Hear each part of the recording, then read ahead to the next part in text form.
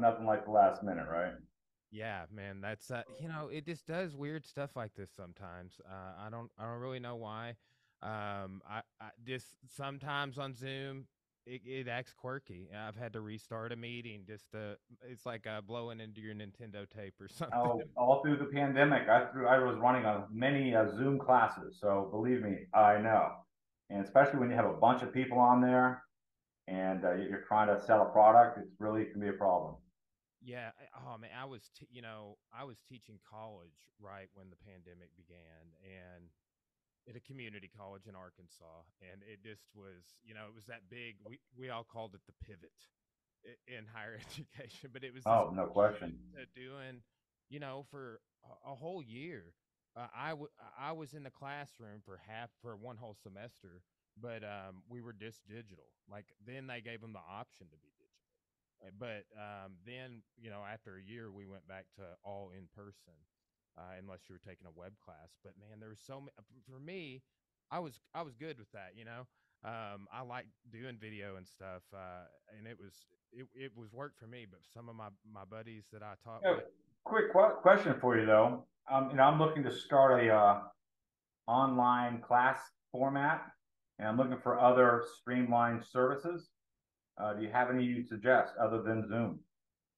um, you know, I have used a few times StreamYard, right? And a couple of buddies of mine also use StreamYard, and it seems to be the most streamlined.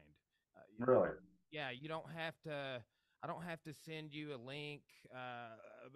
It's not the same sort of format. Like you can pretty much just log in. Also, I will say this, Jim, and I have not done these, but I've hopped on one of these. Like the other day, my friend Kevin, he's a referee for the American Grappling Federation, like one of their top refs.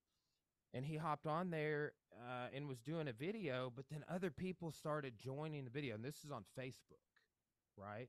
So Facebook and YouTube have both created that feature where you can almost do like a podcast, like what we're doing right now, but you see that I'm doing it, and then you just go join it on that platform, if that makes sense. And that's on StreamYard? StreamYard is, like I said, I've used that to stream. It's easy to You're access. talking Facebook and Yahoo Facebook and YouTube. or YouTube. It's interesting because what I want to do is create a class, martial arts fitness class that people can wake up to 30 minutes, warm up, stretch, 20 minutes of heavy bag work, some calisthenics, stretch, start your day. Most of us, especially in my age group, want some purpose in our training, as opposed to just the old go run on the treadmill or lift some weights. And I've done that for years. I love teaching people how to get in shape through martial arts, and the only way to be good at martial arts is consistent repetition. So why not make your martial arts training your exercise, and you just make it better over time. Well, and I think that you're really touching on where we're headed. I'm just getting into like live stream. We have a yoga studio here at my martial arts academy, where my studio is also at. But I've started live streaming some of the yoga classes. They'll want to do a special class, and we've got to a point where we're so large. I have 8,000 square foot academy, but um, we have so much mat space, multiple classes going on at once, maybe a fitness class. So we don't do spectators. Like during, with two kids classes going on at once. So we live stream that class, and we have like a member group on Facebook, and we live stream into that group, and that has been something we've just, we're a couple years into this sort of stuff for Right. us. And I think it's going to get better, and we're going to evolve with it. And I also, like, while we're on this topic, that's how I found who you were, right? Like I think we do know some of the same people. Just like people that, like, my coach had trained extensively with Joe Lewis, right? But I Sure. found you showing Joe Lewis combo sets like the Benny Right. I believe it was YouTube. It might have been social media, but then I It's found, on, a little bit of both. yeah, I found out I was also following like a page, and it could have been your gym page, but this Sure. you posted Joe Louis stories and stuff. Like I would see you just post all sorts of cool martial arts history, really, you know. Um, Right. but that's kind of how I even got. And then I added you on Facebook and have been following you for a couple years. But Well, it's Brian. You're definitely leading the pack in a lot of this, and don't if over time I do try to pick your brain a little bit because I've transitioned. I've gone from the school owner for 40 years. I was celebrating my 40 years, and I decided to go ahead and basically go more towards social media, a little bit more of personal one-on-one. I am training. I got the UFC gym here that I'm teaching at 3 times a week, so I still have a group format, but no kids, teenagers, and adults only. And just making that transition into giving more people. One thing nice about online is it's everyone. You're not restricted to just the people in your community or the people that are 5 miles away from your school. And if you can have a good message, and mine is predominantly um, is Joe's. I mean, you see a lot of the stuff I posted was out of the passion of Joe passing away in 2012. And, this is not hyperbole, but there is nobody that can say they trained as long and as intensely with Joe Louis than I did. Just he came into my brother John's and my life at a perfect time for me. I'd opened my school, my original instructor, Walt Bone, that comes out of the Junri system, had passed. So I'm this, Ronan wandering around, and Joe Louis, lo and behold, comes into our town and really first took John and I under his wing. And because of that, we fought in the '85 World Kickboxing Championships in London, Walker World Championships, and then got on the United States Karate Team. Now, if you know about my brother John, John's NATMA was hugely successful and currently is still very successful in helping schools market their programs. And he's got a great thing called Empower Kickboxing right now that's doing very well. But for me, it was all about becoming like Joe. Joe Louis is so unique, and Bill Wallace is somewhat this way too. They only talk about martial arts. That's not. They don't look at it as like everybody else in our business almost talks exclusively about how to make money at martial arts at this stage, as opposed to martial arts itself. Joe wasn't like that, and I started working with Joe all the way up, 85 World Championships, 87 World Championships, 3-time member of the World Champion United States Karate Team, actually 5, and then won a world title under Joe Louis. He trained me directly. I would go up to his house and stay in his house in Wilmington when he moved out of Florida. I'd be, 2 weeks living with him, getting up in the morning running, going to the boxing gym, and then going into his garage and working to the wee hours. I mean, I really got immersed in Joe Louis's fighting. He pretty much erased. I was already #1 tournament fighter in the state of Florida back when that kind of mattered, back in the '80s when adults predominantly did martial arts. And he took and kind of had to erase all that stuff. And he had, it's so interesting how life works because, he died in 2012. He had different versions of his manual were redone and different volumes. So the last one's, this thick and it's brilliant. And it's what I love about what I'm trying to do with World Champion Martial Arts featuring Joe Louis's material is incorporating some of the old with the new. In other words, when it comes to learning how to fight, whatever works. And if it changes tomorrow, we change with it. But there is a certain amount of dignity and honor and respect that's kind of gotten away from the martial arts, at least going to the guys who do it right, the guys who fight effectively. And that's something that we're trying to really kind of preserve with World Champion Martial Arts featuring the Joe Louis Fighting Systems, also known as World Champion MA. yeah, Does that that is, make that is sense? exactly the page that I was talking about that I see you post on. And I was unsure. I was like, hey, if that was your gym or what, And too, this is another interesting. I just had an interview with Dr. Jerry Beasley, who with karate college, Sure. and Went he to went to a few of them.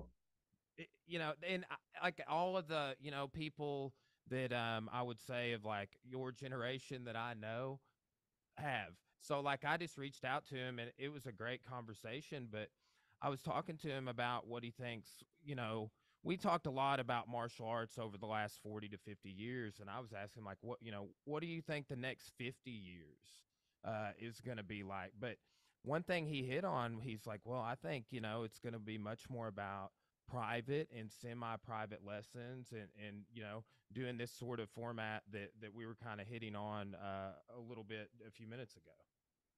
No question about it. And it's interesting because you think in terms of fighting and evolution, at least as a sport in this country.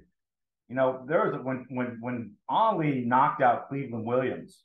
Prior, this is all prior before he lost his title at, and he had beaten Cleveland Williams so bad that the nation, the government, was thinking of banning boxing because of the head trauma that was, because everybody watched the fight and Cleveland Williams got knocked out, right? And so at that point, even you realize they started making Olympic fighters wear headgear. Now, of course, over time they realized they had absolutely no protection to head trauma. You won't get cut because of headgear, but it doesn't stop the head trauma. But the point being is everyone was concerned about that. And you look at martial arts, you look at Mike Anderson, and one of his most underrated person when it comes to um, sport martial arts in America and the world. He co-created WACA with George Bruckner. And right now, WACA is by far the largest organization for fighting. But their main focus was to make it safer for the fighters. Put headgear on that was made of the same material of Mercedes-Benz dashboards. Have a glove that when it hit it reduced the blow to take away from the concussions and the danger and the harm to the fighters. And that's what we kind of grew up with. We wanted to be tough, we wanted to fight, but nobody was trying to kill yourself. And you think about 50 years from now, what has back in the days when there was boxing, we all watched Tyson and all that thing. Nobody watched that and say, "Hey, man, let me go to the boxing club." I mean, it was just entertainment, it was a sport. So the more violent it got, the more popular it got. And it's happening with martial arts. People used to watch martial arts, even the PKA, and the difference with the bowing, a little bit of respect, and the parents would watch it and they think that's a positive influence for my child. I don't think mom watches MMA and hopes her child becomes an MMA fighter. Just the way it's presented or how the fighters are. It's just different. It reminds me, and this is why Joe and I trained in boxing clubs. Karate guys couldn't fight. I mean, I used to go to the karate college, and Joe said, "Whoever wants to spar Jim, line up," because I had a fight coming up. So I'd spar everybody, and they were terrible for the most part. Be one or two guys. I know it's an arrogant thing to say, but if you've gone into a real boxing and a fighting environment like a boxing club, guys that are pros. My best sparring partner was a 10-0 pro. But what does he do on the side? He's strong on for friggin' drug dealers. So who you were as a person didn't matter in the boxing club, and it's becoming less and less and less important of being a martial artist. And you look at a guy like Benny Akitas, you know who Benny Akitas is, right? I mean, it's one of the greatest fighters of all time. And he talks about the Bushido Code. He talks about how it's losing what we all, for me to have dedicated my life to this, it's you want to think there's something more to it than just, yes, and it's so funny. It's like, be careful of what you wish for, because Joe and I talked about this all the time. We'd sit up late night watching classic ESPN and watching boxing, and Joe would be breaking it down and all that. And he wished for the day of the skills you see now.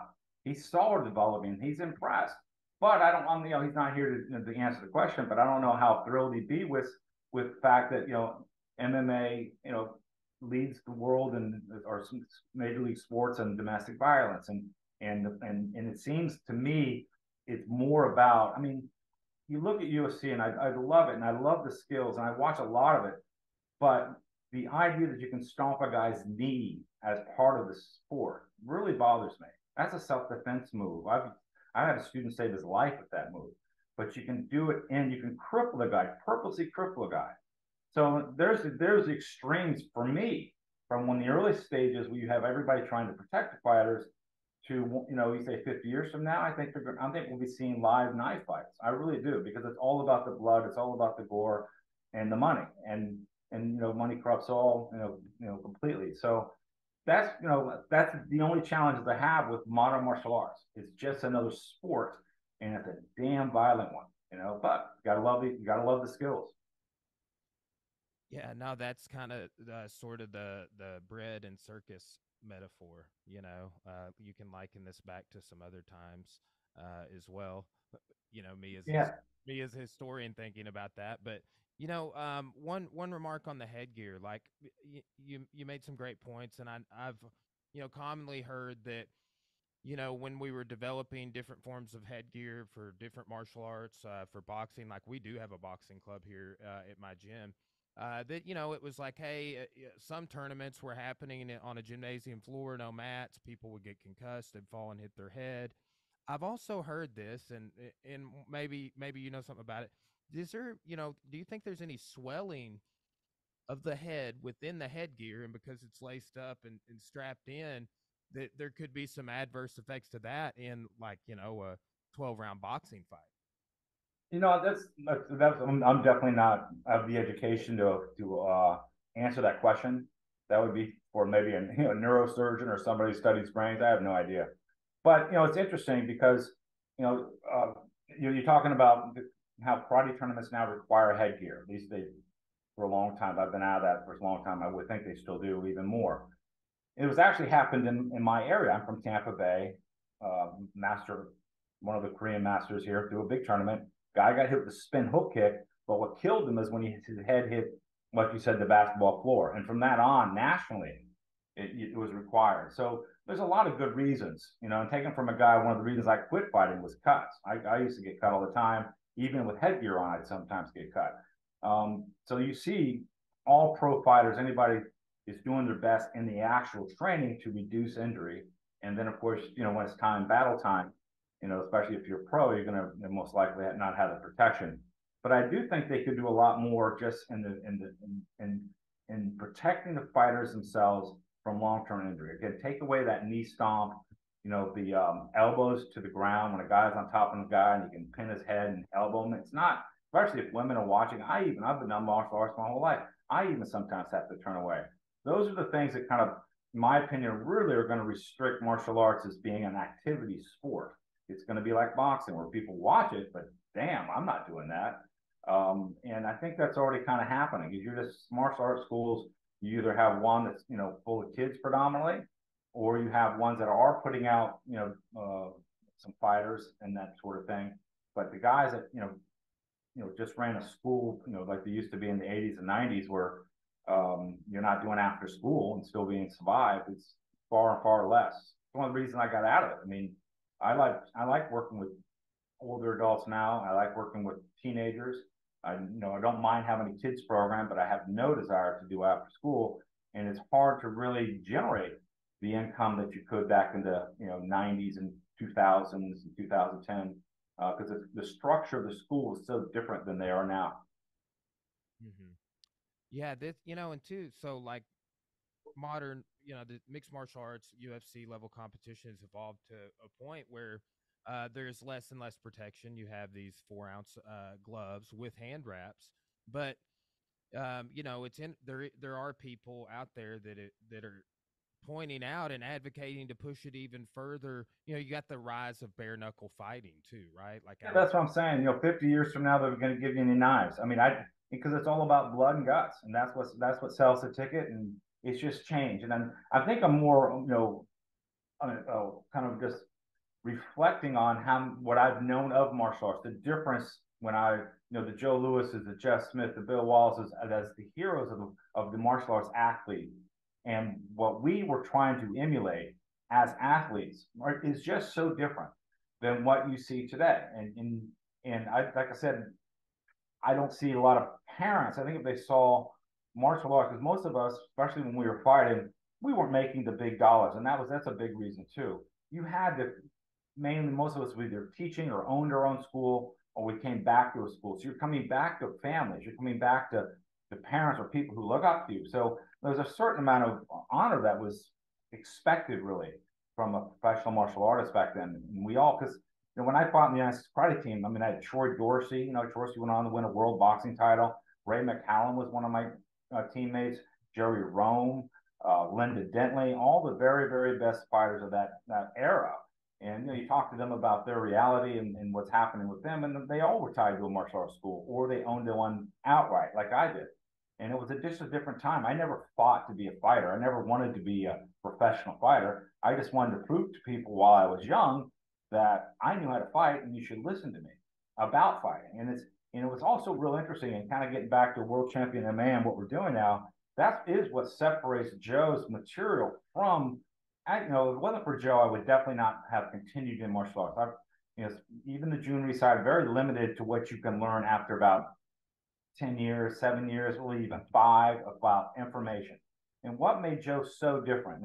And I call them the 7 champion rounds. Because when Joe and I used to train together, you know, we trained 2 or 3 days together, mitts, spar, all that stuff. But he was still in his early 40s. He had just gotten done retiring. And then he'd go off, teach seminars for a week or so. And then we'd go to lunch and he'd write down, usually in rounds, what he wanted me to work.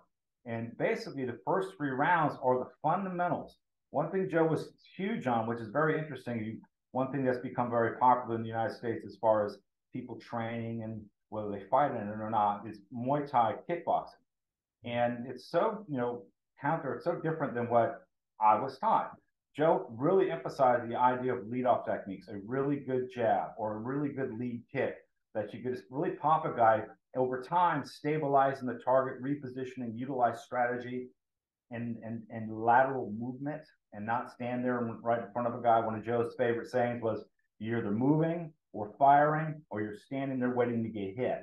So that's where I come from. Lead off techniques, lateral movement, and then good what they call combination angular attack as the basics. And then you move into the more advanced things. Again, things that Joe took from some of the best trainers in the world. You know, he would have been the first to admit he'd invent this stuff. This stuff comes from Angelo Dundee, comes from Gus D'Amato, all the best boxing trainers. That's why all the MMA guys now have boxing trainers now, not Muay Thai fighter trainers.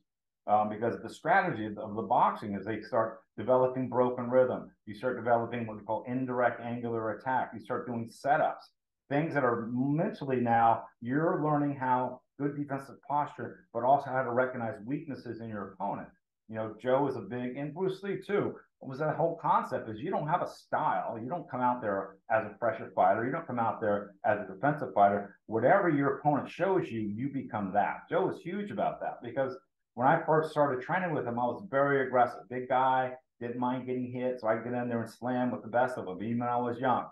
But Joe, you know, I mean, one of the reasons Joe liked me because that's a lot harder to develop than most people than anything. He pulled me back. I mean, he started me right off with footwork drills. I mean, he truly started me off like a white belt in the gym. And we're talking step, step, step in, jab, step, hook the bag until my arm was, you know, about to fall off. So he did that for me. That's what my system does. World Champion Martial Arts is a structured martial arts system that starts off with good basics, good defensive posture, good positive jab, learning how to throw and rotate your body into punches. And then as you start developing those basic skills, we work in the mirror and shadow fighting. We work in on the mitts. We're working on the heavy bag. And then we do what Joe loved to do is called limited sparring. In other words, we're going to go back and forth, but we're just going to throw the jab or we do combinations. And then you look at those, you know, those patterns that Joe created. I mean, it's perfect. He made it in such a way that it's a martial arts, a traditional martial arts system made up some of the most advanced fighting theories that are still being done by the champs today. That's what's amazing about this program because it's the truth. And you look at Tyson Fury is a perfect example. Joe would have loved this guy. He's all indirect angular attack. He's all about breaking up his opponent's rhythm. You see him, you know, shoulder fake, boom, boom, then pop him, you know, fake, step, fake, all that stuff. Joe taught me all that stuff. And I think that's why I could hold my own, even though I didn't have a whole lot of fights. You know, I could hold my own with Jerry Roan, Brad Hefton. I could go toe to toe with those guys because they wouldn't hit me. You know, Joe so emphasized the idea of not getting hit that, you know, that's what, you know, that little bit of yin and the yang, you know, that some, you know, structure and also gives students something to achieve because if you don't have a fight coming up, if you don't have a tournament coming up, what is your motivation? But if you still can bring back respect to the testing system and striking systems. I mean, it's interesting how the grapplers and jiu-jitsu was able to maintain the integrity of their system and striking arts have not. And it's a sad thing, but something I'm trying to bring back. I mean, at least when I'm talking about adults, you go into like I said, this UFC gym I'm training at, you know, if you go to a jiu-jitsu class, they're all in uniform. Now, of course, they also use the uniform as part of some of the moves, questions, but still very structured and very respected rank system. But if you say an MMA class, everybody just comes in shorts and workout, and they just kind of do drills. There's no goal, it's just over and over again. to where I'm really trying to bring some type of a uniform that people like to wear or feel comfortable wearing, a belt system that is progressive but gives people something to shoot for, give them a long-term, 3-month goal and achieving a skill level to a year to 3 years. I mean, to 5 years. Something that has been done for hundreds of years, still being done, in some of the schools out there, but sometimes not very effectively. Because most of the schools now that have that ranking system are the Taekwondo schools and the ones that are predominantly focusing on kids. So it's kind of the idea of putting those two concepts together into a mature program that adults and teenagers would embrace.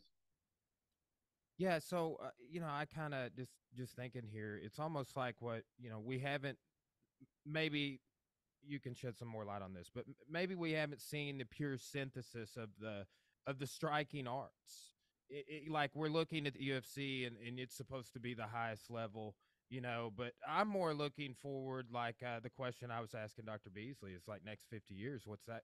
Because maybe everybody kind of tries to make this the zenith of like, oh, this is the peak of fighting, and maybe it's a devolution, but I think there's a lot to still be added with boxing with people who do MMA competition, right? And I think so many guys, like I started training 2006. Coming up, mostly it was huge. You do Muay Thai if you do MMA at that time and I saw that kind of change. And as I got like into my 30s, that's when I really started following Bill Wallace around, right? And testing with him and learning from him. And one thing I love about his system in seminars that I've been to the last 5 or 6 years is how much boxing there is, right? And then I'm able to take kind of what he's done and synthesize. And I mean, why I'm chasing down and doing whole podcasts with Joe Lewis guys is because I see this other, I know they at one point trained out of the same like school in Okinawa, but developed these. I've got uh, Joe's manual that you mentioned in his book, and then I've got Bill Wallace's curriculum. Train with him, go to his seminars whenever I can. Got a testing coming up, and it's like, oh, two different systems. And I feel like guys that are getting into MMA are not looking at that stuff. Some of them are. Just recently, do you remember a fighter named Joaquin Buckley who had the double touch sidekick knockout? Yeah. Well, he was on Joe Rogan's podcast maybe a month ago. And right out the gate, he's like, oh, what's a sidekick? Wow. And he's like, Superfoot Wallace, Benny the Jet Urquidez, and just he's like, Oh, wow. they start pulling up videos, and Joe's like, I'm seeing Superfoot on Superfoot Dojo, the sort of online dojo training that he does, the class. And Joe's just like, oh, he looks great. He's still doing it, but It I won't. think, I tell you, Bill is amazing right now. I've seen him not that long ago. I haven't seen him personally. He was in. He coached me, and I spent a lot of time with Bill in karate college and so forth. And he's always was a cut up and always so talented. But I watched him just recently on video. I just couldn't believe how well he's still moving. That's inspirational as hell. It really is. And you can't really appreciate it. I'm turning 60 here this year. It's not until you get to this age and you see a guy at that age move like that and going, holy shit, that's amazing. yeah, and he's still like, I mean, he's done it to me twice recently. He can still fake me out hard. Oh, yeah. It's just like, I'm gonna hit you here. Put your hand here. Don't let me do it. And Yeah. it still does it Yeah, somehow. right, right. No, I mean you're right about that. And you look at the evolution of MMA, and at first it was almost extreme all grapplers, and then you had some guys that came in and could do some really heavy punching. Liddell and those guys that started to dominate. But what I heard and Joe talked about was in the beginning, apparently the rings were very squishy, which was very hard, much harder for the strikers to be successful. And they've apparently hardened them up because you do see now more fights ending with striking. A lot of times it turns into a kickboxing match, or if they go down, I've always said this, and I've done a certain amount of judo and jiu-jitsu, the defense, learning how not to get choked out and learning how not to get armbarred is a lot easier. And almost, I'm not saying easier, but it can be, you can at least get the point with some skill within a year to be at least neutralize somebody who's trying to do to you.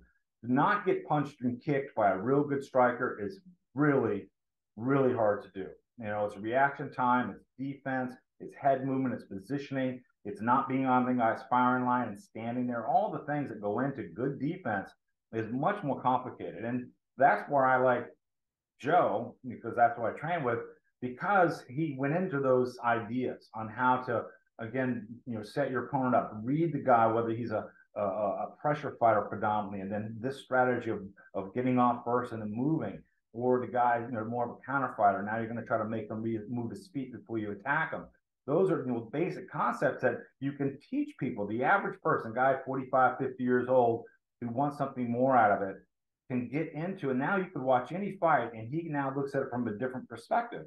He's looking at it from lead off and starting to learn from that. And I think, you know, the mental aspect of martial arts, especially as we get older, of integrating the mind and body, not just, you know, how tough can I be and get out there and do it, but to really understand it is it's endless. That's what Joe gave to me. That's why I can still dedicate my life to it, because when you look at it from that point of view, there is no knowing it. You know, I've always said martial arts isn't 2 + 2. You never know it. You know, it always has to be improved upon. And because you're dealing with such a wide thing of reactionary and the mindset of your opponent and everything, it's endless. And I just like to keep that that focus, you know, as I get older and as I teach, to not just dummy it down, not to say, hey, just do this, you know, but to give people that insight into it. I say this, you know, as I again, getting older and having taught martial arts for 40 years, and you know this as an instructor, if you have an older student that's, you know, 70 especially, or 80, you know, you can see the disconnect between their mind and body. I mean, it just happens over time. Unless the person has been doing some type of dance or some type of coordinated movement over that time frame, the difference is night and day. And martial arts can be that, you know, because it works everything. You can work both sides. It's not like, you know, a lot of sports where you just hit with one side and run on the other. It's such a coordinated motion, and I think it can be really sold that way to people, especially people who are looking not to become fighters, but at least want to explore something that's a little bit more intense and complex than, you know, just hitting the heavy bag or just working out. Yeah, for sure, for sure. Um, have you charted any? This has popped into my mind a couple of times since we've been talking about this. What Boss Rutan is doing with his fighting organization? I do not. You know, It's I it's had almost one it's I it had one run in with Boss Rutan many years ago, and met him. I've always had tremendous respect for him. I've seen his videos, and I've never seen a guy that was better at teaching how to fight in the street than Boss Rutan. Uh, Quite an interesting character to say the least. yes, and I haven't. I heard him talking about it on some different podcasts, but he started a fighting, like a karate fighting sort. It looks like kickboxing. There's sweep Sure. takedowns. I saw a highlight of it the other day, and there's knockouts, and but they're wearing headgear and stuff, and but like a lighter glove. It's almost like a very evolved full contact or something, Sure. rule set. But they are fighting in a not, you remember how the Chuck Norris ring like went, it was like down in a Yeah. dome almost, right? Trying to get everybody in the center. Yeah, so they're fighting in something like that. We have boxing rings, we have So circuit. is this an organization, or is this just his training? It's an organization. It's like a fight circuit he's doing. And like I said, I don't know a lot about it other than I remember when he started rolling it out, and it's interesting. Like I said, they do a lighter glove than a boxing glove, but they're wearing headgear and I believe shin pads, and but they can. I really like shin pads. You know, it's interesting you say that. It's one thing about UFC. You know, you know, when there was a time where I really focused on fitness and martial arts. I created cardio karate, and then I had my Ultimate Body Challenge (UBC) that I licensed pretty much, you know, all over the nation. And I knew one of the guys or this gal who licensed one of my programs. She was the CFO for the K1s out of in Vegas, which I used to go to and thoroughly enjoyed. And she said the difference between, because she had worked with full contact PKA events, Mhm. the difference between guys going to the hospital from K1 compared to, going from the hospital because of PKA was, usually PKA 1 or 2. Well, usually over half or 3/4 end up in the hospital after K1 participating. And if you ever seen K1, you always have 8 guys, no shin guards. This basically kickboxing, but it's a tournament. So you win and goes 3 minutes, 3 3-minute rounds, 3 2-minute rounds. I think it was, I can't remember it, but you have to fight again. And most of the guys couldn't finish the whole fight. And I'd say 99% of that is because they don't have shin guards on. Because if you get hit with a kick with a padded glove like PKA, it might knock you out, but it doesn't break your eye orbital or shatter your face. A bare shin to the face, a bare foot, and that's just one thing I don't think adds to the sport. But a lot of people would disagree with me on that because they want the blood, they want the breakage.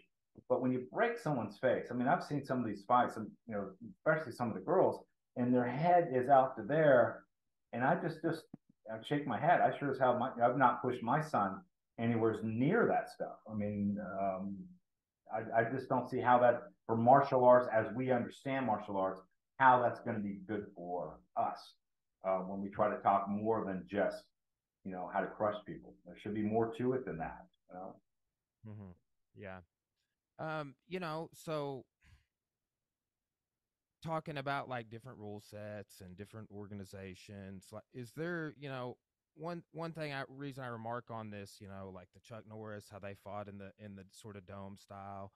We have this cage rings. Like it's interesting to me too that people are still falling out of boxing rings after they get knocked out. Like that we couldn't just extend the apron 5 feet out on each side. No, no, no, you're right. Oh yeah, yeah, but that's part of it. People love to see people get hurt. That's the sad part about it as I grow older and truly understand it. When when you go from a participant sport, a participant mindset to just a form of entertainment, now people love it. They've done it for a reason because people falling out the ring and then falling to the floor or falling into the table of the announcers, it's big stuff, and the fighter be damned. It's just, having been around the fight game as far as, especially in the boxing clubs, and it's a brutal sport, man. I don't care what, especially in MMA, most of these guys don't, for every guy that makes even $1 out of it, you got so many guys that are just fodder. I used to, when I sparred, some idiot 40-year-old would get in with me, and I didn't take it easy on him, and he's taking shots that he shouldn't be taking at that stage in life. People just don't realize it. There's a lot of guys that end up very, very hurt or brain dead within 20 years of getting their heads bashed in. Usually not from fighting professionally as much, just going in the gym and having bad trainers or training with guys you shouldn't be training with, and getting hit too much. And I think the UFC, because now you're yanking on the arms and everything's bare. These guys are enduring far more injuries than I ever imagined that could be from fighting. And you look at boxing, it's a brutal sport, but there's one thing they have to worry about predominantly is head trauma. And, of course, you break your jaw and all, but that's about it. To where a lot of the other, the more you expand it and the more you take off the gear and you go bone to head, you're just expanding the injury rate. Was it a Penn? Recently, I saw a list of his injuries, and it was like this long. BJ Penn, and he's still trying to fight. The necks, the spins, he was a mess. And I don't think that's uncommon. I think a lot of these guys are getting seriously effed up after they get done with this career, and it's sad. It really is. I hope they make enough money for it. I just wish like I said, I wish they'd do more things to protect the fighters. Well, and I think that even these UFC level guys that were even at BJ Penn's level, if they weren't extremely um, intelligent and planned and invested, they're going to have to rely on running an academy or something like that because that's the skill that they have. And, I know people that were in the UFC or just people I know now that have like just amateur boxed only who you could say are punch drunk, Yeah, like, right. Exactly. I have two of my best sparring partners I saw not too long ago. They're just gone. One guy was Polish, had to go back to Poland because of free healthcare, and he's just gone. He's like he had Parkinson's. Marek Piotrowski, I don't know if you remember Marek. Marek was a world kickboxing champion, then became a top 10 boxer later on, which is about the worst thing he could possibly do. He beat Don Wilson or gave Don Wilson a hell of a run for his money. I mean, great fighter, great sparring partner, love the guy, but gone. And then the guy that I used to be best sparring partner, one of the best ones to have, southpaw, big, huge black guy. And last time I saw him, he was gone. And we can just, he was been a sparring partner for everybody. Stepping stones, but that's again, we start to move away from a participant sport and a spectator sport. When we fought, like I said, we were all attached to schools. You look at it, it's much easier for me to go out of fighting. And, back then, you had cable, so it was cheap. You could promote your own thing.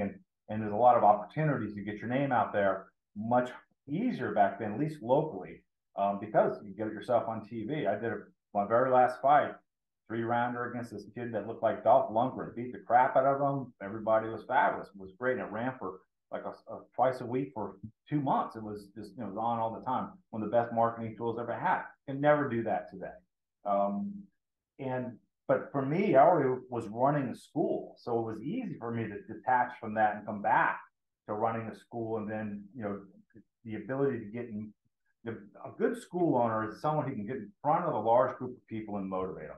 If you don't have that ability, you are not going to be a good school owner. I mean, that's just it, in my personal opinion. And there's an old saying, leadership doesn't have to always be positive. I know a lot of guys who were, great leaders in martial arts were not very good people, but they led their people to it. I think was very good. But for the most part, it takes that personality.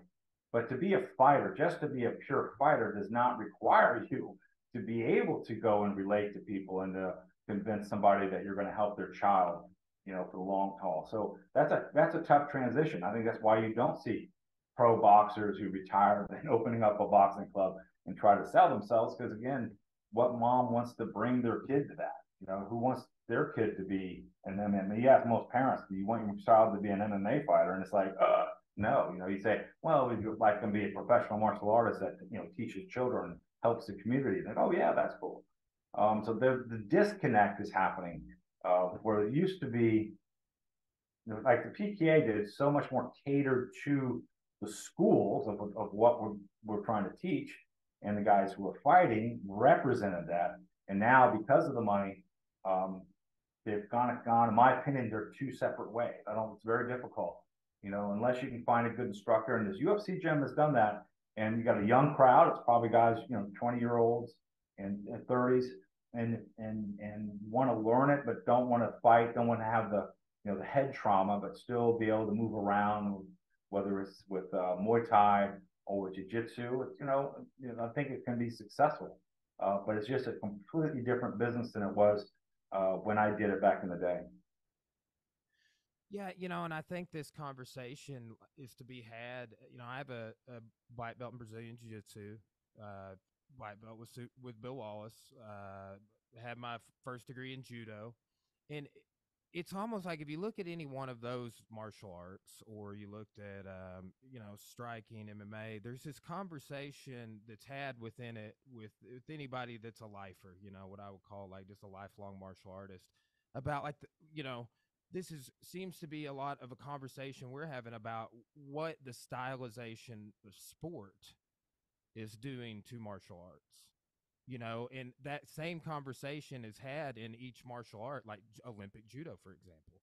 Like, them taking it, you can't grab the leg, you can't grab anything below the waist. Well, forever you could, but you just look at the history of that art and how the Olympic judo now is this evolved thing that looks like it looks because of the stylization of the sport, and it makes it look a certain way, which, might not be in line with how we're seeing the potential of the art, but that's interesting. Once you start putting rules together and making it entertainment and making it, a part of popular culture. Because now MMA is like, you flip on ESPN Sports Center today, they're going to be talking about John Jones all day, for sure. Yeah, no question about it.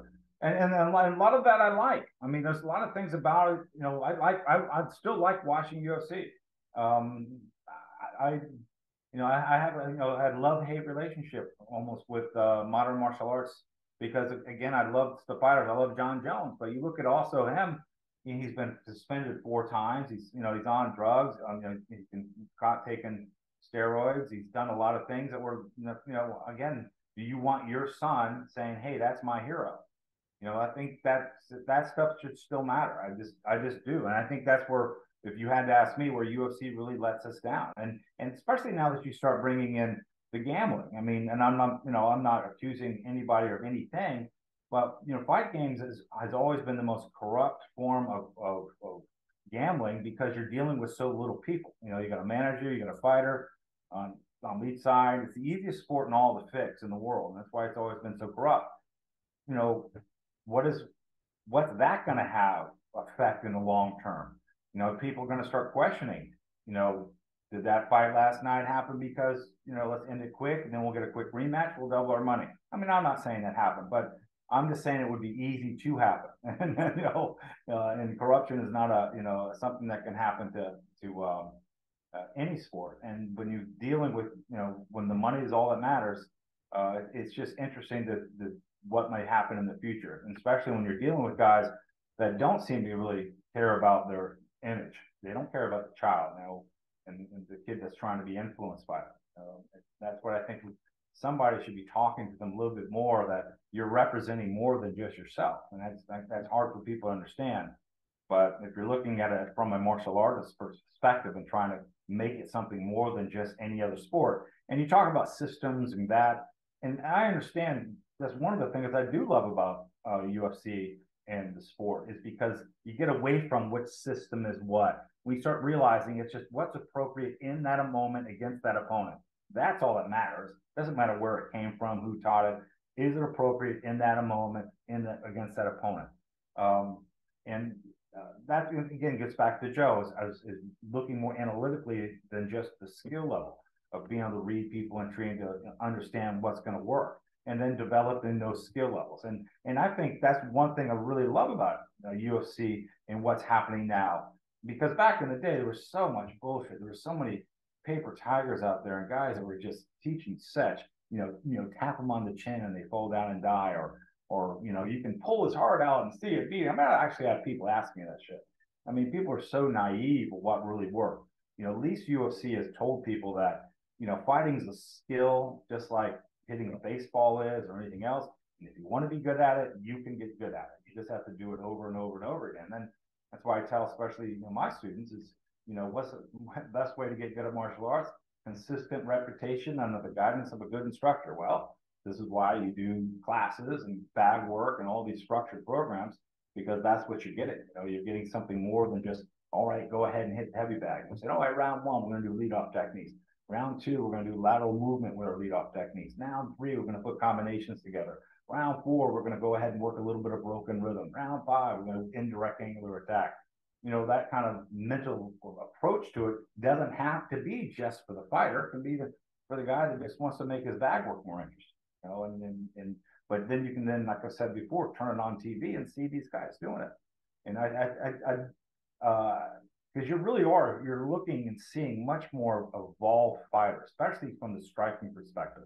You know, when you had the Chuck Liddell and those guys that were just winging it, you know, just standing in, going against guys that, you know, you couldn't defend against, you know, that punch, and then evolving into some really good strikers now, guys that have, you can tell, good sharp boxing skills, understanding distancing. You'll see them emphasize a lot more lateral movement, getting on the inside, throwing short punches, you know, learning how to turn their hips, all the things, instead of just, you know, the wing it that we saw before. I'm impressed by that. And I can tell that they're getting to, you know, I think most of that's coming from the box and the boxing coaches.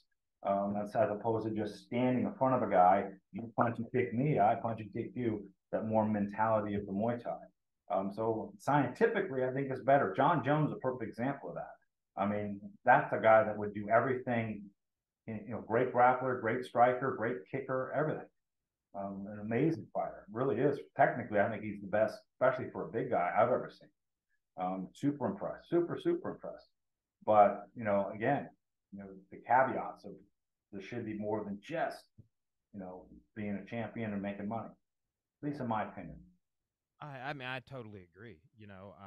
That's, you mentioned, sort of the sport being connected to domestic violence, and this is just something that we've dealt with this, and I've had talked with multiple guests on the podcast about this even recently.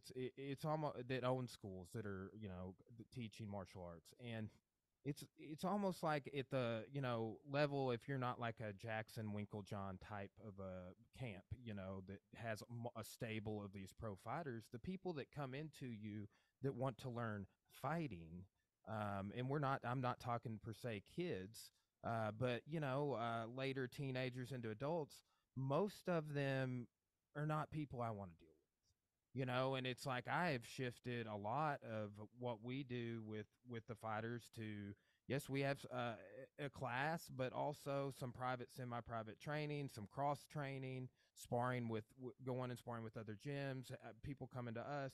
But instead of it being, I'm going to keep this huge stable of these people that don't have jobs and cars and think they're going to make it fighting at an amateur level, when it takes years of Oh, to building. take it from someone who knows, I mean, I had a stable of fighters. The first guy not to pay you is the guy you're training the most, the guy that has a fight coming up. He's not going to pay you. It's a, yeah, I've been there, and you're right. Um, you have to cater if you're going to make it in a martial arts business to people that are not looking to, and you have to be able to convince them that you're not going to kill them. But it's hard when they see it on TV. And most people, when they see, the old saying when Junri used to have a, sidekick, and the guy was folded in half on the sidekick was one of his ads. And over time, people realized people never saw themselves throwing the sidekick. They saw themselves as the guy that's being bent in half. And I think that's, again, what's happening with the UFC and that type of thing. People don't see themselves as the guy on top, the arrogant, 1 in 10 guys that, thinks are the greatest, maybe. But for the most part, you don't. You're thinking, seeing yourself possibly being the guy on the bottom. And it's interesting. I don't, you know, when I reacquired my school about 6 years ago, and I won't get into, the whole reason why things have changed, but I really purposely, when I started, especially marketing kids and adults, eliminated the term MMA just for that reason. I did not, as I used to say, I don't want the tattooed thug walking in my doors. And I say MMA, that can happen.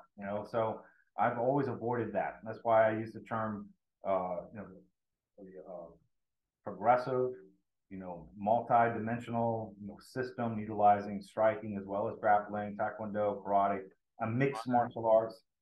But just to get away from the MMA, because I don't want that guy coming in, and because it's just not good for business. Not only is he not going to, might be a challenge in the future, he can chase people off. I mean, if you've run a school before, the guy that comes in, that doesn't take a shower or whatever, that you have to then go confront and deal with.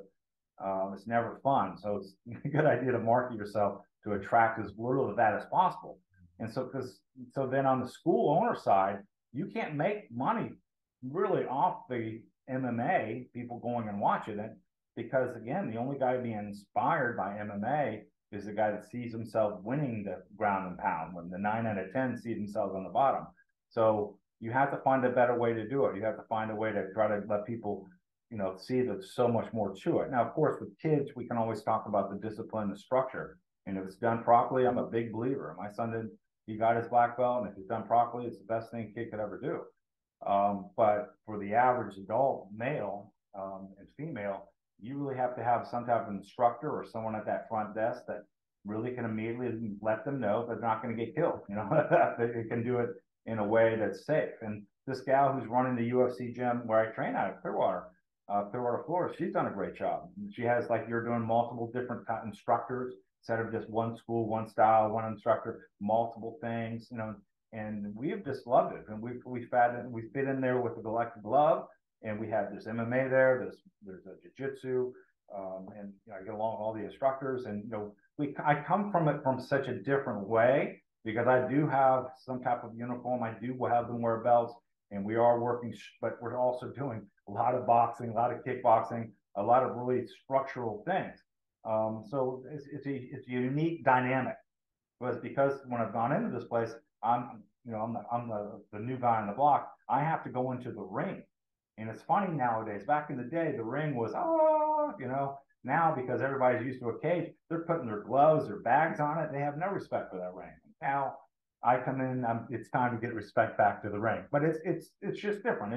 I love them. They're great people, and a lot of young people who are participating in the way the instructor and the way it's presented, it works. And I'm very impressed with it that they're able to be as successful as they have, because that type of school is a hard thing to do. I think the way you're doing it sounds like you're doing kind of the same thing. Instead of just relying on one system and doing one thing, you're giving them multiple choices, whether it's just fitness or MMA or jiu-jitsu, so you get a larger market. That sounds, if I was ever to open another school, which I probably won't, that's how I would do it.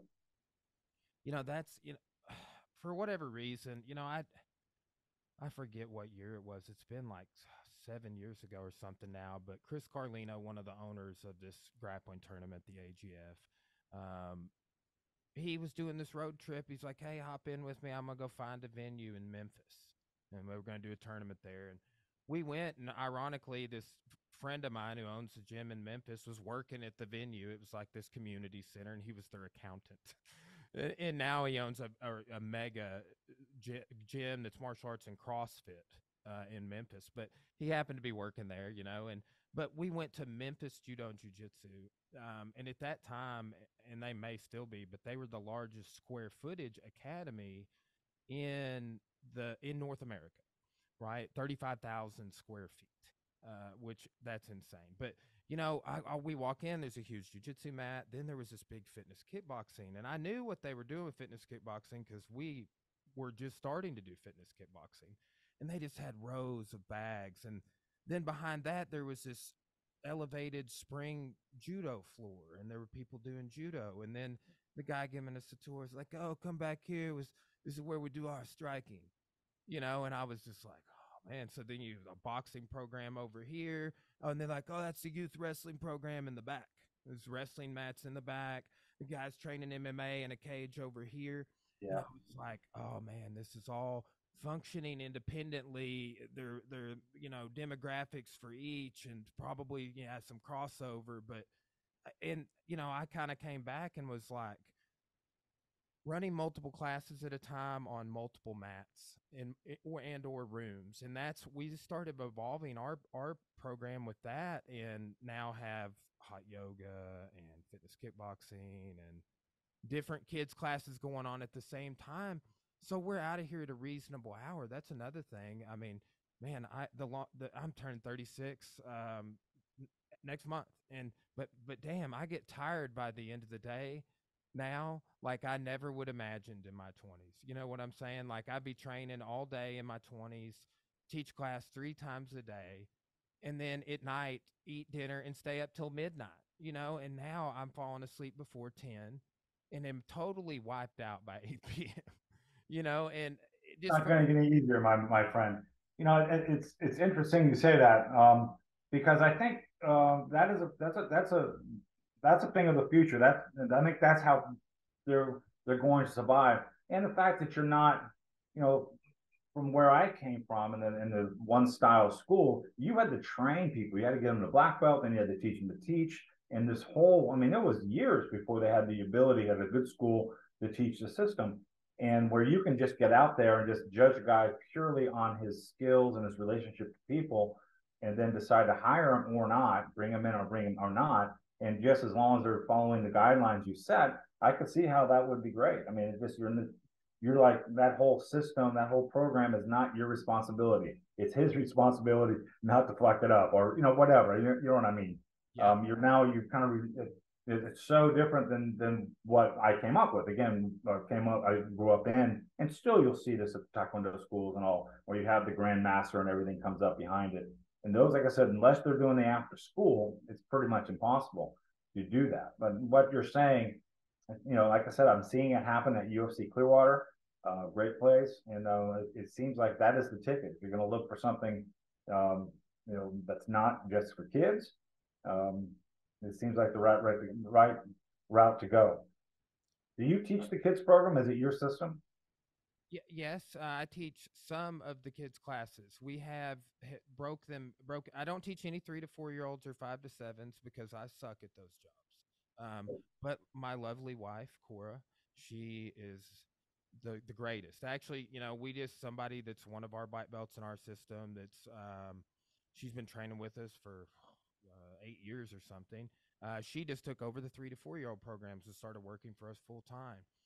So it's like we've been in business 10 years and now have bench strength with instructors and black belts that have been with us. And then, too, have had people ironically just move to Arkansas from San Diego that are black belts under Eddie Bravo. It's just like, what? And it's like what you were saying. It's like, no, hey, I do teach this no gi class over here, sir, but I also teach these gi classes, and you are not a gi guy, you're a no gi guy, like, and he's teaching every Monday here now. Definitely, if he sticks around, but moved here for cheaper taxes, lives right down the road from us, and is building a house. Like $25 a year property tax is why he said he moved. Come from San Diego, I'm Oh sure. my God, yeah. I went to San Diego, and I found it was, I'm on the beaches of Florida, Clearwater, St. Pete beaches. I've lived here, pretty much my whole life. But I went to San Diego, man. It was the best weather. I mean, I just loved it. I go there every year until you see what the property values, even back then, were at least three times what they were here in Florida. And that place is a very expensive place to live in California, where a lot of people are leaving it. Yeah, no, and I mean, and they're coming places like, Texas, Yeah, Arkansas. Florida, Louisiana, Tennessee, North Carolina. As I had one of my top instructors just moved to North Carolina. Like, oh, the pandemic proved to her that she could do her job. She's a fraud agent for a huge investment company. She could do her job at home. She did not have to be. And all of a sudden, you know, South Florida housing prices flew up, and she just took off. But yeah, it's interesting. As we go back to kind of the different type of structures, and when you come teach your classes, is it your system that is the kid system, and you have an adult program that you kind of oversee, or is all of your programs basically subcontractors, instructors that you just hired to run, or you kind of mix them both? It's so if like we with the kids program, they do I have it divided into a rotating block curriculum. We do 3 months of at a time. So two of those blocks out of the six are superfoot material, you know, and another one we do that I've seen, like, we call it ABCD, but it's basically everything I've ever seen and trained out of, like JKD and Eric Paulson and Dan Inosanto and Greg Nelson and that branch, which is really, if we were saying boxing, it's four straight punches, jab, cross, hook, cross, jab, cross, body, hook, cross, jab, cross, uppercut, cross, which I also have seen in every striking art I've ever trained, Yeah, of course. and we also from the beginning, and sort of from that same circle with some of my original instructors, had from ties into Chai's Muay Thai, which a lot of those JKD guys got their Thai boxing from Arjan Chai. So I've followed his stuff for years. But, I do sort of like two Superfoot blocks with them. I do two Muay Thai blocks with them. And then I'll do two more of these systematic, we call it the ABCD, what I mentioned, and we'll add kicks. And if you go over and you look at So some, I guess my question to you is, that's your system that you're teaching the kids, yes, and sir. then you have other guys that come in that basically do their own thing, or they have to. Are you train them to teach a system that you want them to teach? Uh, a little of both. It depends. With the adults, it's more open. Like if we're talking jujitsu, for example, um, it'll be themed. Hey guys, all the black belts, the people that are going to teach. Yeah, I got a guy that teaches all of the morning classes. It's the chief of campus police at the college here, and it's, hey, we're doing mount escapes this month. We did half guard last month, and let's see if we can really be tying those things together. And let's be talking. I train with a couple of those guys every Sunday morning, and there's we do videos with the curriculum as well for the students and the instructors. We do quarterly meetings, and that's just with like it's a coordinated effort, and it trickles down. Like we have our youth and teen martial arts program. We have a youth and teen jujitsu program, both, and then different age brackets. And we've got to the point where the classes are so big, we've had to break it up into like white, yellow, orange belts, green, blue, purple belts, red and brown belts, and because each class will have over 20 kids in it. So, and they do like if it's pretty much the same if what we're working on in the kickboxing program for my adults is going to be a more telescoped up version of the basic block my kids are working on, if that makes sense. We have a Muay Thai program as well, and it runs independently, but I'm also showing in my kickboxing program, which about half Superfoot and then half, what we're doing in other striking with the boxing program or what have you. But we have about over 20 people involved besides my wife and I. Some of them are really pivotal employees. Like I said, a couple of them are sort of like assistant managers for us, Heather and Hannah. And then everybody else is assisting. Some people are So on. you do any traditional material? I mean, like old style, four balance, back balance, katas, We anything like that? we don't do katas, but I am working with Mr. Dring on my taekwondo. I've been training taekwondo with him for a couple of years. I've only tested one time, but I've done 15 private lessons with him. I'm working on the first 3 forms. And just I go up there and I work mostly striking for like Superfoot or Joe Louis stuff with him for everything else we're doing, but I'm also working on patterns. Just I didn't have when I started training '06.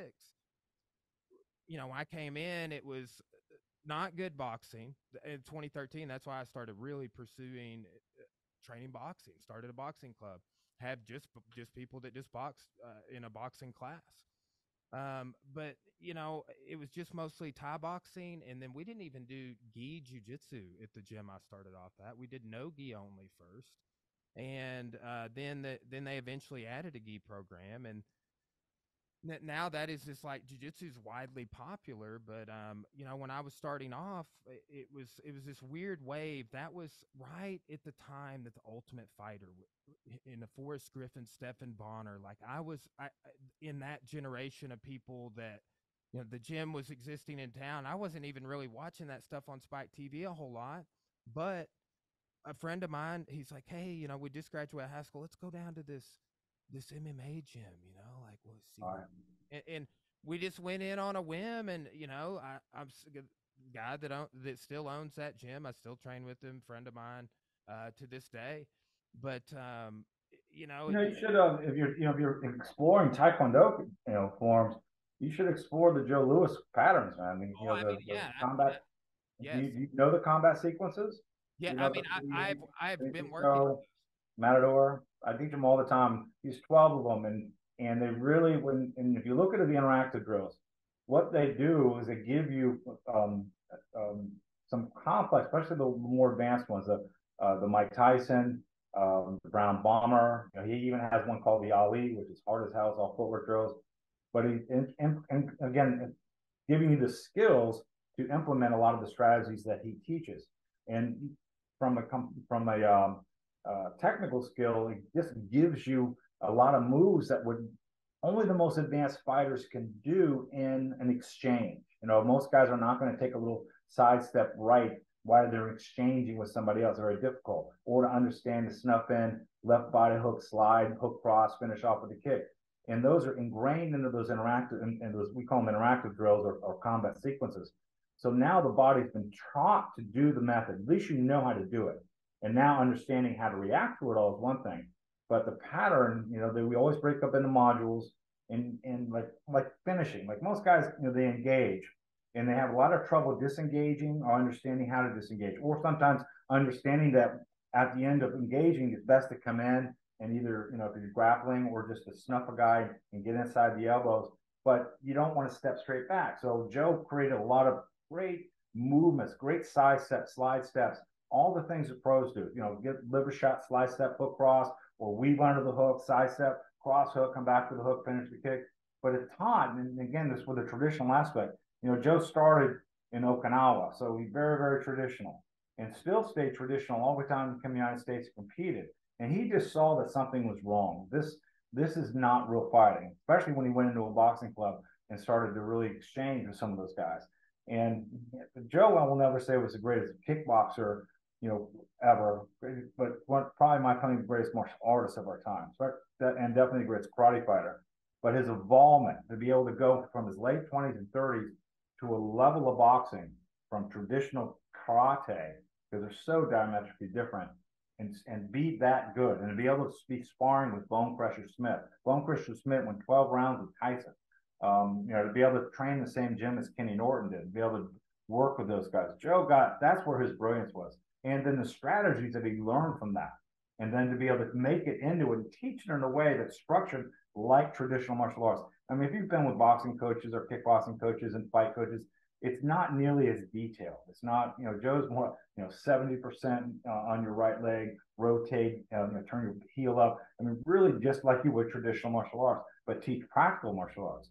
And it's an interesting way to, I think, again, prove the pattern and that type of precise structure works. I mean, it worked forever, 200 years in karate and Korea and Taekwondo and all those things. But applying it to modern martial arts is a different story. I just see the more guys get to fighting, the less detailed they are in their instruction. Now, usually it's more like, follow here, you want to kind of turn here, as opposed to really talking about the intricate movements and the exact body positioning like you would if you were doing like your Taekwondo katas. You know how precise those katas are. That same mindset. That's what Joe taught me. That's how I teach. So it's easier for people to understand it because you just break it down. And over time, 3-4 years to make black belt, they can fight. They have fighting skills. They've been, it's been ingrained and it's been put under pressure. And they spar. You can't learn how to fight unless you spar in some capacity. And it's funny because as I get older, when I spar, one thing I don't want to lose is speed. That's what most older guys lose. They lose speed and they lose the ability to react to speed. So you have to see speed. And what did you guys do when they get older? They slow down their motion. And I try to get my older students to do the exact opposite. I have guys in their 50s and 60s sparring. Just work on speed, but not heavy contact. Put on rib guards if you're can't control it, take it to the body, but don't stop speed. Speed's the most important thing. Footwork, movement, speed, all those things as you age. Because you look at fighters and look people in general, more flat-footed, less mobility, less movement of the head, unless you just work it. So that's it's kind of my approach, with World Champion MA and what I'm trying to do, with the programming that we're creating, with UFC Gym and just teaching the fundamentals. So it's whether it's a high school kid or a 50-year-old executive, anybody can do it. I've got a 60-year-old brown belt. I got a 72-year-old that was trained with me not that long ago. That they can do what they can, and you look at especially the interactive drills of Joe's.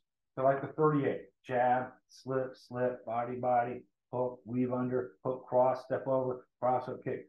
It has rhythm and timing in it. It's fluid motion, and boy, is that much better than for older people. So being able to move almost like a dancer and put rhythm and timing to it, it's much more engulfing than just ha, ha, ha, ha. And it's just very interesting. You might want to explore them a little bit. Yeah, no, that Understand the concepts that he's trying to imply there. It's pretty amazing stuff. where I first I mentioned this earlier, but where I first saw, so when I got the manual to start digging in, and I'd borrowed Danny Dring's manual, and was looking and like copied down the sets, and there's so many great snapshots of like, if you a metaphor would be like looking at a football play or something, like if we were talking boxing, but there's so many snapshots of like, man, that's just a fundamental. That's a, you see that. Like I was watching national Golden Gloves matches with one of our boxers yesterday who's about to compete in state. And it's like, we were like double jab cross, jab body cross hook. Like we were just like basic, but cross hook, hook cross, slide. Oh, this guy's got a lot of good lateral movement.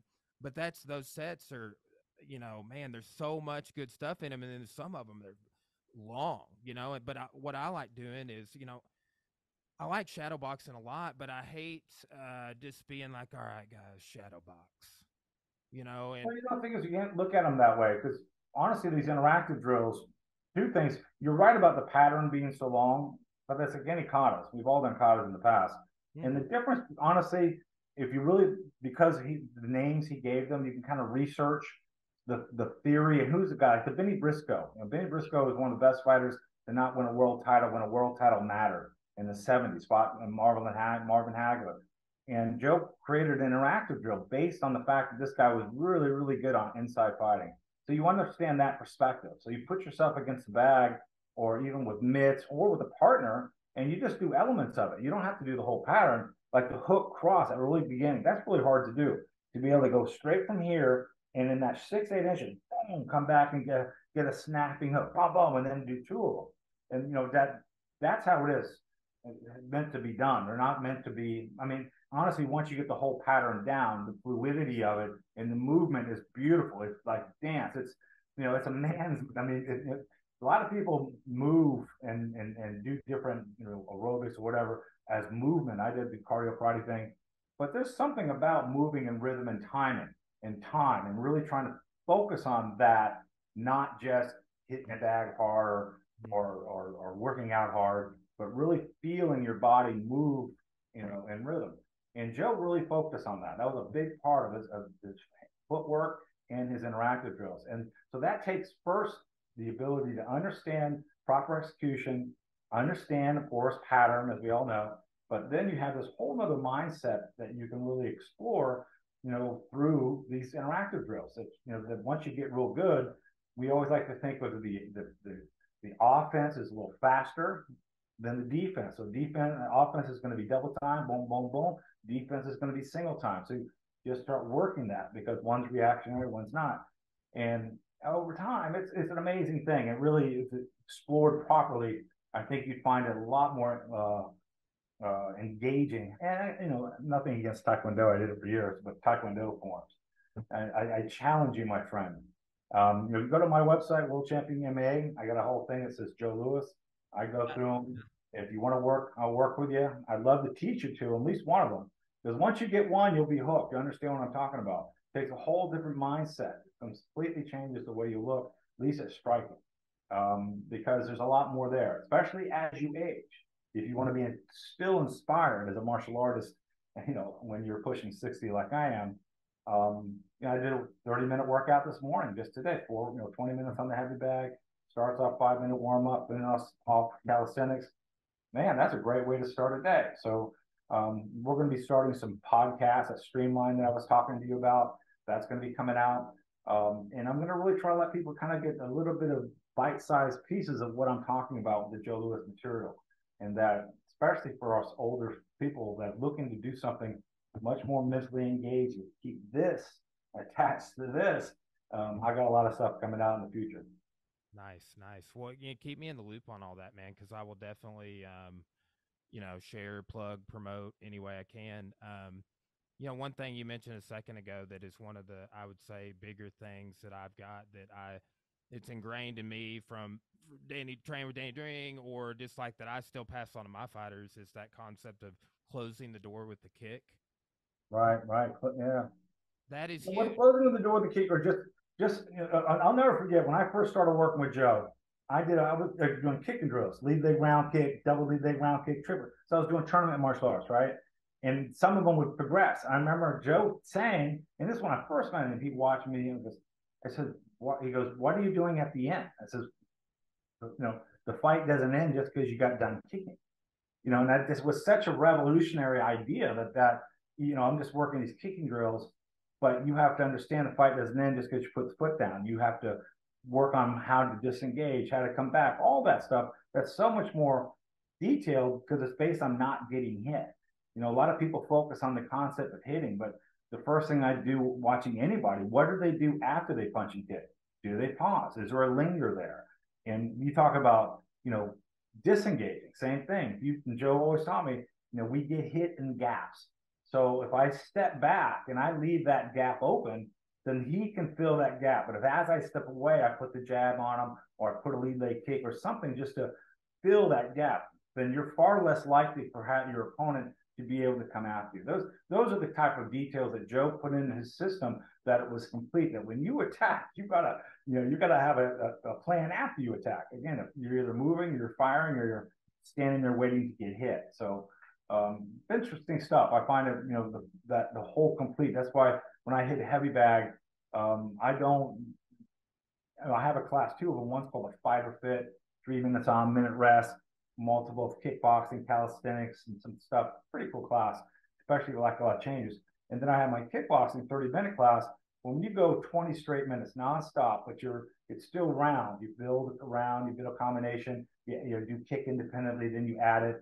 You're doing 2 left side, 2 right side. You're in up 20 solid minutes with some burns, nonstop kicking. That's a great workout. I mean, you're sweating like crazy, but at the same time, you're working your skills. You're engaged physically, mentally, emotionally in that workout, you know, and it's amazing. And then you sit down, and then you cross your feet and first stretch. Best time to stretch is when you're really warm. You know that. You know, you stretch your best after a workout, not before the damn thing. You do warm up, but you stretch when you're warm, really warm. So sit down, stretch, and then maybe, you know, a round of meditation of just relaxing, settling the body, the mind. Because, you know, I found when I meditate, you know, especially you'll find this as you get older, your mind speeds up. It doesn't slow down, and you're going to have so much more stuff in your mind that clearing your mind gets harder as you get older. It just does.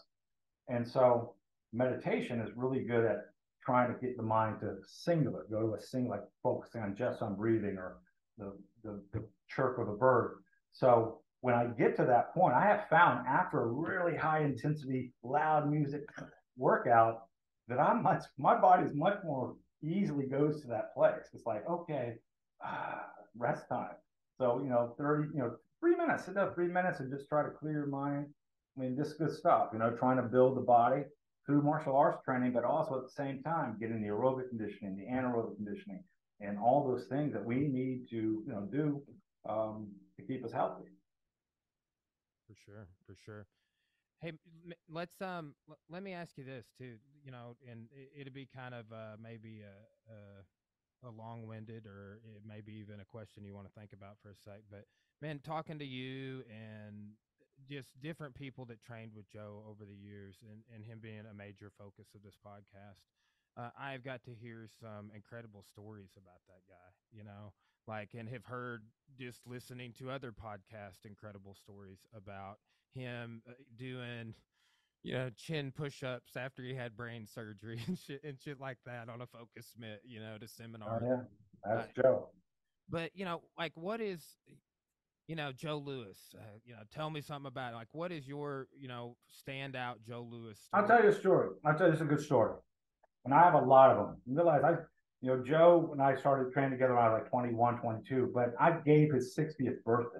He came and lived. I've had a great townhouse on the water. He'd come stay with me for back in my UBC days. Loved all the girls, everything. It was just fun. We spent a lot of time together. So I know Joe, but this is the best, uh, one of the better stories. I went to his funeral, you know, and I actually spoke at his funeral. And while I was in line, um, I forgot what I was in line for. Um, it wasn't for the viewing, but the look at certain things. A black gentleman, came over and said, "Jim, can I talk to you for a minute?" And I go, "Sure. What can I do? Can I do it in private?" And I go, "You know, this is at Joe Lewis's funeral, so of course, you know." So we actually go into a private room, you know, in the funeral hall. And he goes, "You know, you're the only reason I'm here." And I go, you know, I really? He goes, "Yeah." He says, "You know, my brother used to have the large convention, not in the convention. And of course, Joe Louis is at the front table, and I'm sitting next to Joe, and a lot of people, big table. You've been at conventions, you know what that stuff's like. Well, this guy brought a few of his students, a couple of students, and again, black gentleman, so he's coming up with his students, and he wanted to introduce himself to Joe and um, and his students. So he goes to Joe and goes, Mr. Lewis, I just want you to, I just want to, shake your hand. And people don't know Joe. Joe is always looking for a laugh. He always is. He's always trying to make fun. He's trying to, and sometimes he doesn't understand. He didn't understand that wasn't an appropriate time. So he goes, oh, yeah, look at this guy. He wants to shake my hand. He wants to really, I mean, that was just Joe. And he was kidding around. But the guy said I was incredibly embarrassed by him doing that. And so he tells me, I do not remember this. To be honest with you, I do not remember it. But he says, what I did was I stood up and I immediately started introducing him to everybody else who was around the table. He said, you made sure that I talked to everybody and realized that Joe was just kidding around. That here he comes to his funeral, probably out of state. That was Joe. He was there's nobody like him. I mean, you meet very few people, but think about it. Bruce Lee was voted top 100 most influential people of the United States, or the world, the world. And Joe was right there with him. And he was as smart, if not smarter, and especially when it comes to martial arts. He was a unique person, especially when it came to, having fun and making martial arts fun. I tell you, my favorite shot is Joe turning to the camera with a big smile, holding mitts. At the same time, you can see me with this really grimace face, because that's not me. When I trained, man, I was a pain in the ass. I didn't smile. I was very, very focused, and I got the job done. But Joe was the exact opposite, and that's the most I remember with Joe. Just the fun times, and also, it's one thing when somebody, your dad believes in you. Your dad's got to believe in you. But when Joe Louis believes in you, really believes in you, and is telling people about you, man, there's not much greater than that, because he is, definitely got to go down as one of the top, greatest martial artists ever, definitely of the 20th century. So yeah, really great memory of that. And the guy, of course, we parted ways, but I'll never forgot. Somebody came out to me at Joe Louis's funeral and told me that story. Yeah, now that's awesome, man. And I think just to echo what you just, Joe Louis holds a very special place in martial arts history, and in the history of martial arts in this country. And I mean, if you just look at all of the people that he influenced, people like yourself and many others that passed on things that he had to say and strategies and his art, and I think that it definitely created a ripple, or a reverberation in, it's like a blip on the radar in the timeline of martial arts in this country, and martial arts overall. Like, it's just No, I know. I totally agree with you. I mean, Bruce Lee really was the one who launched it, got people motivated to martial arts in America. And then you had people define it. And you have to put Joe Louis, Bill Wallace, Jeff Smith. Doesn't get nearly enough. But when it comes to schools and success of schools, and still being a butt kicker, and he was freaking doing martial arts demo with June Rhee on the White House lawn. Jeff is a friggin', that's a one badass. And also, I've known Jeff Smith quite a while. He also coached for me and all that. He was also, Mike Anderson said he was the baddest of them all. And the Jeff Smith was one bad dude. And then you have also, then of course, Chuck Norris. And those are the reasons. I mean, if it wasn't for those guys, I would never have done martial arts. I thought it looked geeky as hell. Everybody wore these short uniforms and looked stupid to me, even as a teenager in the 70s. But Joe Louis, Bill Wallace, that wear white and blue uniform. They're standing there holding trophies at the World Championships with Telly Savalas. I think that was it, man. I was like, I want to be those guys, because they were kings. They were treated like kings too. They just didn't make, nobody was paying any big money, but they were still, they had hell of a lives. I mean, you think of all the people who've come out of martial arts to do great things, Ronda Rousey or Ernie Reyes and Ernie Reyes Jr. And I mean, there's just so many. You know, Cynthia Rothrock, my uh, yeah. I mean, there's just so many of them that are that had great success. You know, but And usually it's not from fighting. No one was doing it. They either made it in the movies or something else. I mean, look at Billy Blanks, perfect example. I remember Billy. I went and took his class, you know, and I never forgot. We went and took his class, and we all were talking. And I was walking out of his gym with my brother, and I turned to my brother John and go, "Man, Joe, you know, he was just got starting to launch Tybo," and he goes, you know, and he had told us all about it. And I turned to my brother right as we're walking out. Man, Tybo, you know, that's a great idea, but that name will never fly, you know, $400 million later, you know. I mean, I saw fucking, excuse me, but, um, uh, you know, Bart Simpson did, you know, Tybo. I mean, Bart Simpson did Tybo. I mean, Billy was one of us. I coached one of his guys in the World Championships in, you know, in London. I mean, what he did was pretty damn amazing. Only a lot of people give him nearly enough credit for what Billy did, and he made a fortune.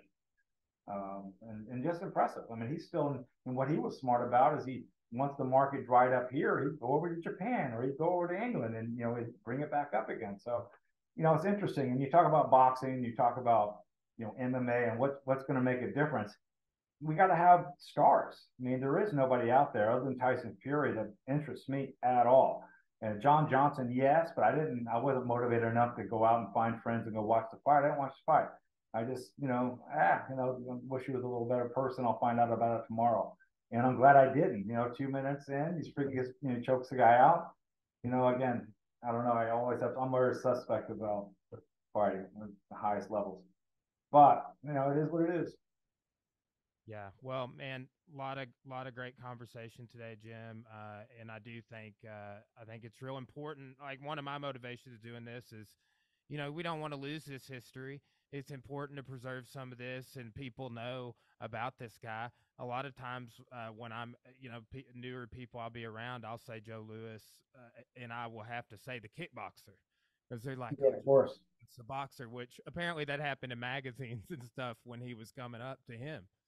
Well, you know, I mean, it's a lot of it's fading. It just is. I mean, I even go to a place that he should be revered because Joe was the greatest karate fighter, tournament fighter ever. I don't think anybody can argue that. Um, and you go to last time I went to the U.S. Open, you know, I know Mike Sawyer and those guys, and actually went and competed in my 50s.